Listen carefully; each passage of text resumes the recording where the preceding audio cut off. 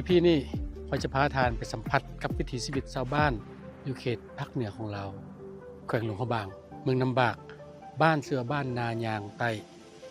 เป็นบ้านที่ยังคงรักษาและอนุรักษ์ฮีตของประเพณี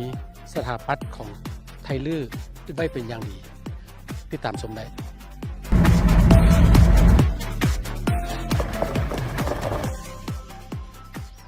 เป็นเวลาเกือบ3 ปีที่คอยบริกลับมาบ้านแห่งนี้บ้านนายางใต้เมืองน้ำบากแขวงหลวงพระบางบ้านชนเผ่าลื้อที่ยังรักษาฮิตของประเพณีการตำหูกขับลื้อสถาปัตยกรรมแบบไทยลื้อที่มีเสน่ห์กับการเดินทางประมาณ130 กิโลจากแขวงหลวงพระบางคอยตั้งใจพาครอบครัวมาสัมผัสวิถีชีวิตแบบเรียบง่ายที่ย่ำใดก็ยังฝังอยู่ในความทรงจำของคอยสมัยที่ค่อยได้พาทีมงานเคยพานักเรียนญี่ปุ่นมาทัศนศึกษาเป็นเวลา3 วัน 2 คืนซึ่งมันบ่เพียงแต่ประทับใจนักเรียนญี่ปุ่นแต่มันเป็นประสบการณ์ที่ประทับใจที่ค่อยบ่เคยมีวันลืมสำหรับคนที่ดำรงชีวิตในเมืองใหญ่ในปัจจุบันความแออัดรถติดยามว่างก็ใช้ชีวิตส่วนใหญ่อยู่กับหน้าจอการล้มกันการร่วมกิจกรรมของครอบครัวที่นับมือนับจำกัดซึ่งค่อยเอง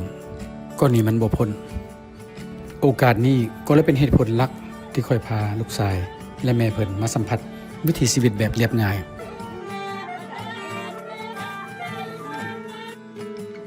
หมู่บ้านเปลี่ยนไปเล็กน้อยกับการเวลาที่ผ่านไปเฮือนบางหลังมีการเปลี่ยนแปลงรูปแบบแต่หลายหลังก็ยังถูกรักษาไว้เป็นอย่างดีกับการรักษาดังกล่าวมันเป็นแม่เหล็กดึงดูดนักท่องเที่ยวจำนวนหนึ่งที่มักความสงบมักสัมผัสวิถีชีวิตแบบลาวๆอย่างแท้จริงมาเยี่ยมยามทุกๆอาทิตย์เฮือนบางหลังก็ถูกดัดแปลงให้เป็นโฮมสเตย์เพื่อรองรับนักท่องเที่ยวนี่เป็นประสบการณ์แรกๆของลูกสายอินทาราการมาใช้ชีวิต2 คืนทดลองนอนแบบชาวบ้านอาบน้ำแบบชาวบ้านเข้าโรงเรียนประถมกับชุมชนซึ่งเฮ็ดให้เราได้เห็นว่ายังมีนักเรียนอีกหลายคนที่ต้องย่างหลายกิโลเมตรเพื่อมาเรียนหนังสือซึ่งเฮ็ดให้เราเห็นว่าก่อนที่เขาจะจบโรงเรียนมันบ่เป็นเรื่องง่ายแต่ถ้าเทียบกับเด็กน้อยในเมืองเด็กน้อยอยู่นี่เข้มแข็งหลาย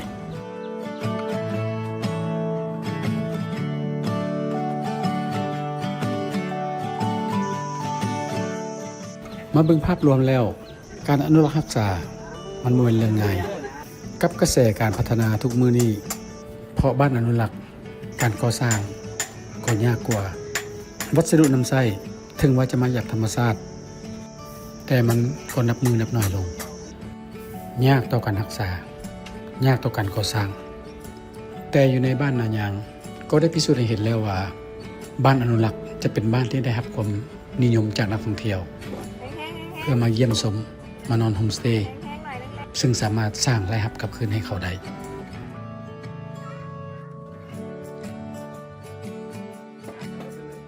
จบไปแล้วเนาะสำหรับ Inti Explorer EP นี้ EP ที่พวกเรามาสัมผัสวิถีชีวิตที่บ้านนายางบ้านไทยลื้อที่รักษาฮิตของประเพณีและมีกิจกรรมหลายอย่างสำหรับ Inti Explorer EP หน้าพวกเขาจะพาไปใส่นั้นติดตามรับชมได้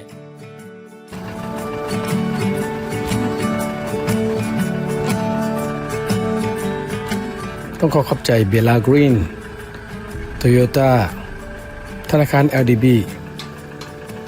ในการสนับสนุนการสำรวจและท่องเที่ยวของ Inti Explorer ล้อท่าเบิ่งว่า Inti Explorer EP หน้าจะพาไปเที่ยวไปสำรวจสถานที่ใดนั้นติดตามชมได้